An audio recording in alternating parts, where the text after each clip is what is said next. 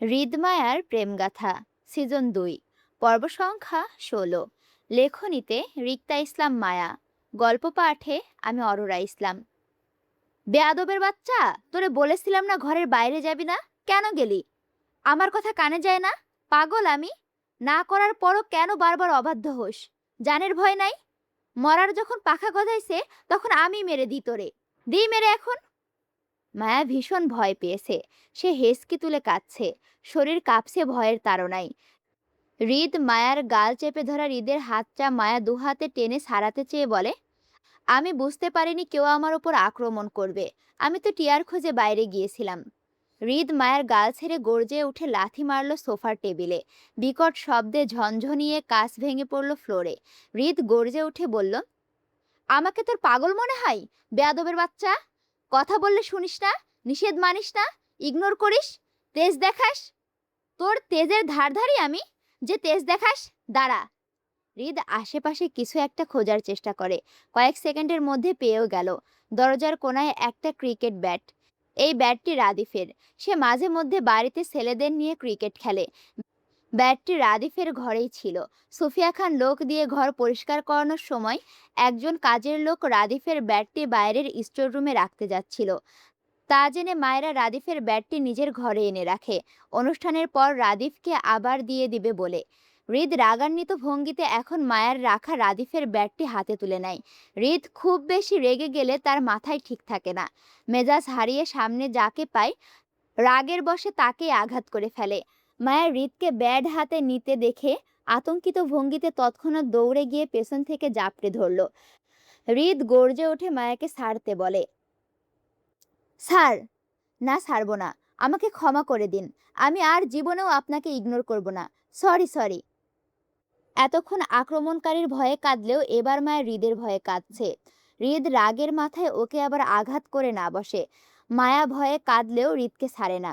হৃদকে ছেড়ে দিলে যদি সে মায়াকে আঘাত করে বসে এই ভয়ে। হৃদ রাগে রিরি করে ব্যাট হাতে মায়ের দু হাতে ছাড়তে চায়, কিন্তু পারে না। মায়া শক্ত করে হৃদের পেট জড়িয়ে হৃদের কাছে আকুতি মিনতি করছে। হৃদ মায়াকে নিয়ে সামনে ঘুরতে চাইলে মায়া হৃদের পিঠ ছেড়ে তৎক্ষণাৎ তার বুকে জাপটে ধরে। হৃদ দাঁতে দাঁত পিষে শক্ত মুঠোয় ব্যাট চেপে রাগে ফুঁসছে। দূর থেকে একটা মানুষকে যতটা ভয়ঙ্কর দেখায়, কাছ থেকে সে ততটাই নিরাপদ। মায়া হৃদের হাত থেকে বাঁচতে হৃদের কাছে আশ্রয় নিয়েছে, এবং এতেও কাজও হয়েছে। হৃদ নিজের রাগ নিয়ন্ত্রণ করার চেষ্টা করছে। আজ যদি হৃদ ওই সময় ওই পথ দিয়ে না যেত, তাহলে আজ মায়ের শেষ দিন হতে পারত। আজ একটুর জন্য বেঁচেছে মায়া। হৃদের বিগত কয়েকদিন ধরে মনটা বিচলিত হচ্ছিল মায়াকে নিয়ে। তার মনে হচ্ছিল কেউ তার দুর্বলতায় আঘাত করতে মায়াকে হাতিয়ার বানাতে পারে। সন্দেহবশত হৃদ কয়েকদিন ধরে মায়াকে নজরে রাখছিল। পাশাপাশি হৃদের অজান্তে এমন কে হতে পারে যে তার দুর্বলতায় আঘাত করতে পারে, সেই খোঁজও করছিল। মূলত এজন্য হৃদ মায়াকে বাড়ির বাইরে কোথাও যেতে নিষেধ করেছিল।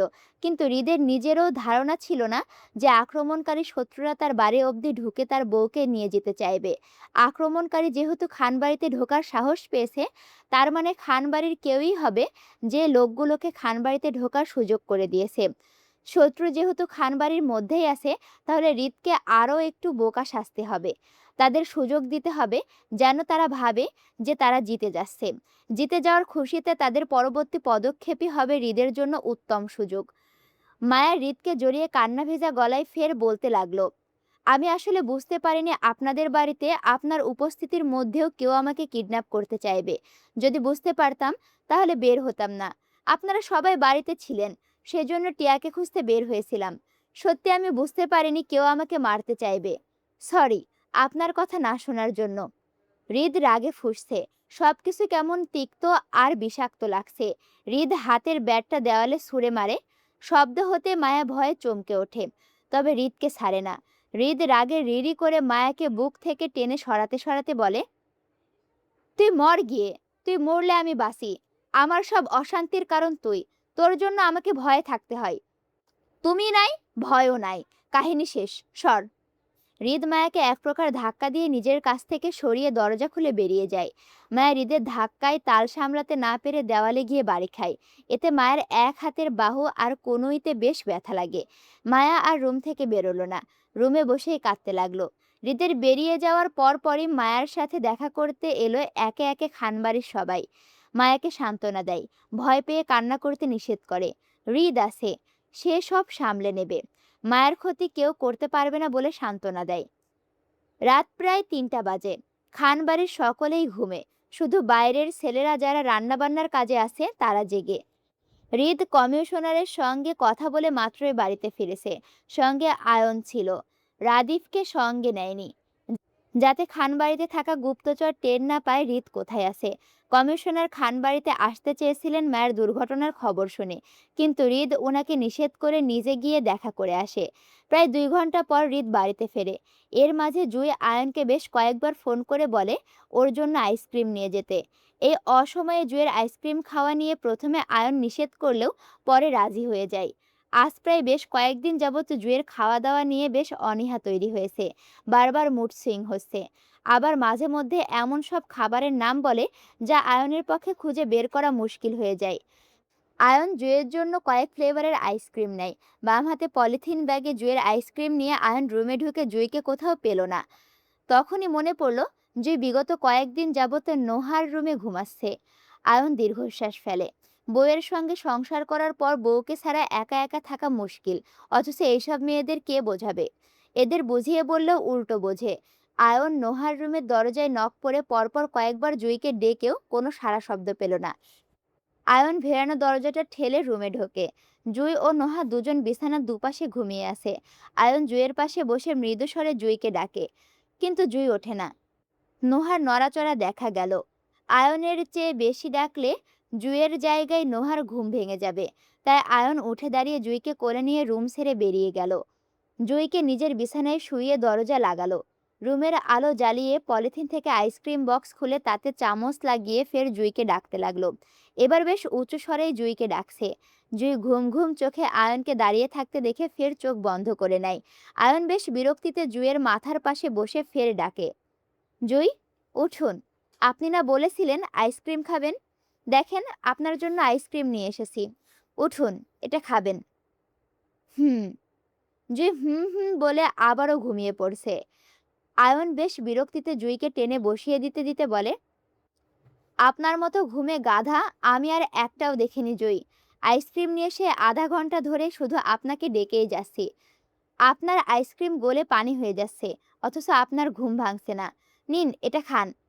ঘুমন্ত জুইকে টেনে বসিয়ে তার কোলে আইসক্রিম ধরিয়ে দিয়ে আয়ন ওয়াশরুমে চলে যায় ফ্রেশ হতে। জুই চোখ ডলে কিছুক্ষণ ঝিম মেরে বসে রইল। ঘুমের রেশ কিছুটা কমে আসতেই কোলে আইসক্রিম খেতে শুরু করে। জুয়ের কি হয়েছে কে জানে, মাঝে মধ্যে এমন সব খাবার খেতে চাই যেন প্রাণী তৃষ্ণা পাওয়ার মতো ওই সব খাবার তৃষ্ণা পাই। না খেলে যেন এক মুহূর্তের জন্য জুয়ের রুহ বের হয়ে যাবে। আইসক্রিম পেয়ে জুই গাল ভরে ভরে খেতে লাগলো। আয়ন ওয়াশরুম থেকে ফ্রেশ হয়ে বেরিয়ে আসতে আসতে জুই পুরো আইসক্রিমের বক্স খালি করে ফেলে। আয়ন ওয়াশরুম থেকে বেরোতেই জুই ফের আইসক্রিম চেয়ে বলে, আর আইসক্রিম নেই? একটা বক্স এনেছিলেন আইসক্রিমের। আয়ন কপাল কুঁচকায়। ১ কেজির একটা আইসক্রিম বক্স খেয়ে বলছে আরও আছে কিনা। আয়ন আইসক্রিম বক্স এনেছে ৫টা, বাকিগুলো নিচে ফ্রিজে রেখে এসেছে।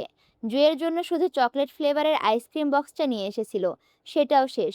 আয়ন কপাল কুঁচকে বলল, এইটার সবটা শেষ? হ্যাঁ। এত তাড়াতাড়ি? হ্যাঁ।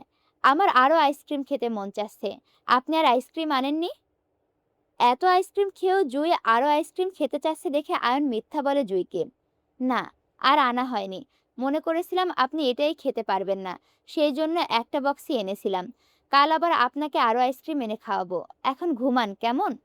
জুই নাছোড়বান্দা হয়ে আবদারের সুরে বলে, প্লিজ, আর একটা আইসক্রিম এনে দিন না। নয়তো কাউকে বলেন না আমাকে আরও একটা আইসক্রিমের বক্স এনে দিতে।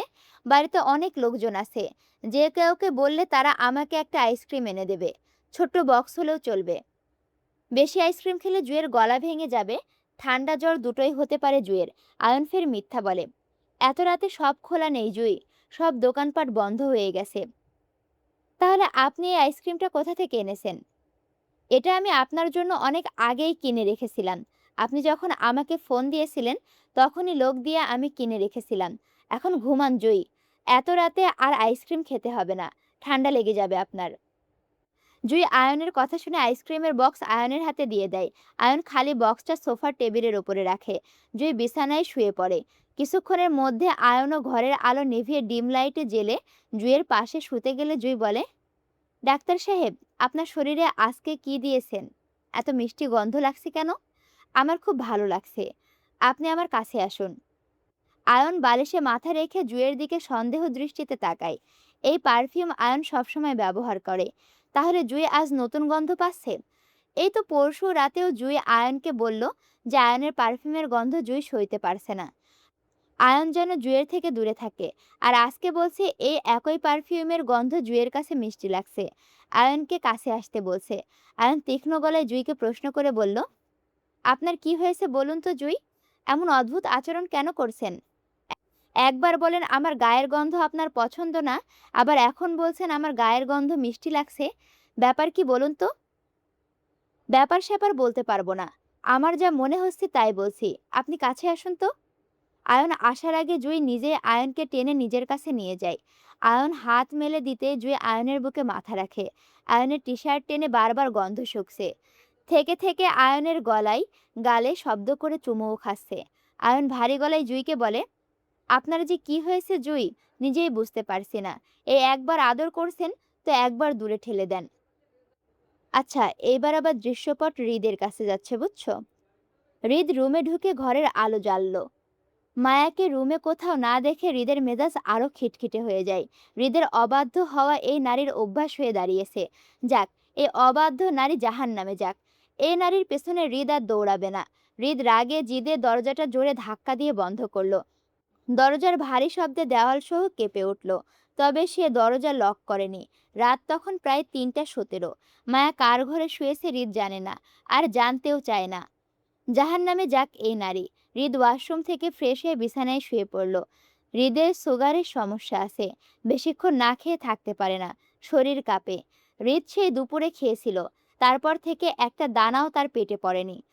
সুফিয়া খান বেশ কয়েকবার বলেছিলেন হৃদকে খেয়ে নিতে, কিন্তু হৃদ খাবে না বলে জেদ করে রুমে চলে এসেছে। হৃদ রুমের লাইট নিভিয়ে রুমটা অন্ধকার করে চিৎ হয়ে শুয়ে পড়ল, চোখের পাতার ওপর হাত রেখে। তার মিনিট 10 পরেই মায়া হাতের ট্রেতে করে হৃদের জন্য খাবার নিয়ে ঘরে ঢুকলো। হৃদ তখন ঘর থেকে বেরিয়ে যাওয়ার পর মায়া আর ঘুমায়নি। হৃদের ঘরেই ছিল। হৃদকে বাড়িতে ফিরতে দেখে তাড়াহুড়ো করে রান্নাঘরে গিয়েছিল হৃদের জন্য খাবার গরম করতে।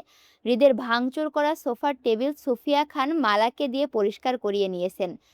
ড্রয়িং রুম থেকে একটা এক্সট্রা সোফার টেবিল আপাতত হৃদের রুমে রেখে গেছেন। মায়া খাবার ট্রে ওই সোফার টেবিলের উপরে রেখে ঘরের আলো জ্বালালো। হৃদ বিছানায় টান টান হয়ে শুয়ে এক পা অন্য পায়ের ওপর তুলে কপালে হাত ঠেকিয়ে আছে। মায়া হৃদের ওপর ঝুঁকে তার কপালে থাকা হাতটা সরিয়ে দিতেই দেখলো মায়া একটু থতমত খেয়ে যায়। তারপর হৃদকে ডেকে বলে, আপনার জন্য খাবার এনেছি, খাবার খাবেন আসুন। হৃদ কথার উত্তর না দিয়ে মায়ের হাতটা ঝাড়া দিয়ে ফেলে কাত হয়ে শুয়ে পড়ল। মায়া ফের দুহাতে হৃদের বাহু টেনে হৃদকে চিৎ করে বলে, ডাকছি আমি, শুনছেন না? খাবেন আসুন। খাবো না, সর। কেন খাবেন না? ইচ্ছে নাই তাই। কেন ইচ্ছে নেই আপনার? বলেন। বাল, সর তো, মেজাজ খারাপ করিস না, যা।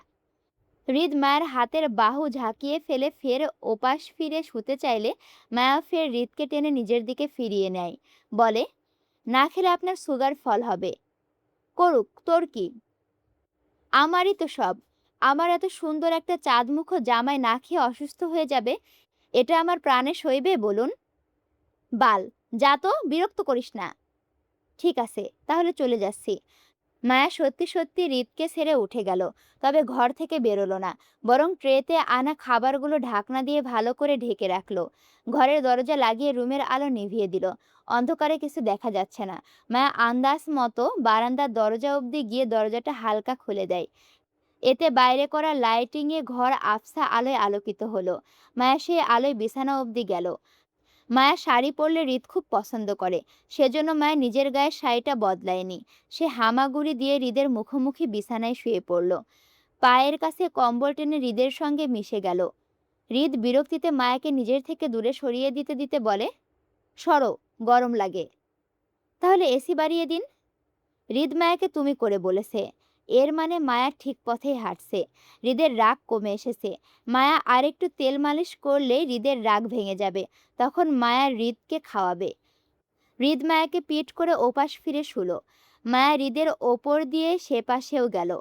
দুজনের গায়ে একই কম্বল টেনে হৃদকে জড়িয়ে ধরলে হৃদ বিরক্তি গলায় বলে, উফ হৃদ, বিরক্ত করছো কেন? অন্ধকারে আমার ভয় লাগে তো। হৃদ চুপ রইল। মায়াকে নিজের থেকে আর সরাতে চাইল না। মায়া আরো চেপে চেপে হৃদের সঙ্গে ঘনিষ্ঠ হয়ে শুলো। হৃদের হাত মায়া নিজের পিঠে রাখে। হৃদ মায়াকে জড়িয়ে ধরছে না দেখে মায়া হৃদের কোমরের কাছে টি শার্ট টেনে ওপরে উঠালো। হৃদের খালি পিঠে মায়া হাত বোলাতে বোলাতে বলল, আপনার গায়ে কি জ্বর? শরীর গরম কেন? টি শার্টটি খুলে ফেলুন, আর জ্বর থাকবে না। গায়ে জ্বর নেই আমার। আর মানুষের গায়ে জ্বর থাকলে কাপড় পরে, খোলে না, স্টুপিড। ও, তাহলে মনে হয় আপনার ঠান্ডা লাগছে। টি শার্ট খুলে ফেললে গরম লাগবে। মায়ের উল্টাপাল্টা যুক্তিতে হৃদ মায়ের হাত চেপে ধরে। মায়া হৃদের টি শার্ট টানছে খোলার জন্য। হৃদ তীক্ষ্ণ গলায় বলল, মতলব কি তোমার, কি চাই? মায়া গুনগুনিয়ে বলে, আমার মতলব কি এটা যদি আপনি বুঝতেন তাহলে এত কষ্ট করা লাগতো না আমার। আপনি নিজেই বুঝতেন কি চাই আমার। হৃদ প্রথম দেখাতেই মায়ের মতলব বুঝেছিল। যখন মায়া হৃদের সঙ্গে শুয়েছে, হৃদ তারপরও মায়াকে উপেক্ষা করে বলে, সরো, মুড নাই। তাহলে উঠে যাই। মায়া উঠতে চায়, অথচ হৃদ মুড নাই বলেও মায়াকে শক্ত করে জড়িয়ে ধরে রেখেছে, উঠতে দিচ্ছে না। মায়া বুঝতে পারে হৃদ ওকে ছাড়বে না। মায়া হৃদের পিঠে থাকা হাতটা মাথায় নিয়ে যায়। হৃদের চুলে হাত বুলিয়ে হৃদের মাথাটা টেনে নিজের মুখোমুখি করে অন্ধকারে ফিসফিসিয়ে বলে, আমি একটা স্বপ্ন দেখেছি, আমাদের একটা মেয়ে হয়েছে। দেখতে ঠিক আপনার মতো সুন্দর হয়েছে। কি সুন্দর হাসে মেয়েটা। হৃদ খুব মনোযোগ দিয়ে মায়ের কথা শুনছে। স্বপ্নের ব্যাপারটা মায়া সত্যি বলছে নাকি মিথ্যা হৃদ জানে না। তবে এই মুহূর্তে মায়ের মুখে স্বপ্নের কথাগুলো শুনতে হৃদের ভালো লাগছে। হৃদ মায়ের কথার তালে জানতে চায়, মেয়েটা তোমার মতো সুন্দর হাসে? হৃদের মেয়ে পছন্দ, সেজন্য মায়া মেয়ে বাচ্চার কথাটা বলেছে, যাতে হৃদ মায়ের কথা শোনে। হলোও তাই। মায়া বলে, বলবো, যদি আপনি এখন খেতে আসেন তাহলে। মায়া চট করে কথা ঘুরিয়ে নিল। হৃদও ছেড়ে দেওয়ার মানুষ নয়। সেও মায়ের সঙ্গে ঘনিষ্ঠতা বাড়িয়ে বলে, খাবার আগে ফরজ গোসল করে নেই, তারপর খাবো। আপনি না রাতে একবার গোসল করেছেন, তাহলে এখন আবার কিসের গোসল? হৃদ মায়ের গলায় মুখ গুজে ঘনিষ্ঠ হয়ে বলে, মুড এসেছে তাই বউকে নিয়ে করব। আল্লাহ হাফেজ। লাইক করলে করো গা, না করলে না করো গা, আমার কিছু বলার নাই। আমি এই উপন্যাস পড়ে এখন কি বলবো আপাতত আমি বুঝতে পারছি না। তাই আপাতত আল্লাহ হাফেজ। বাই।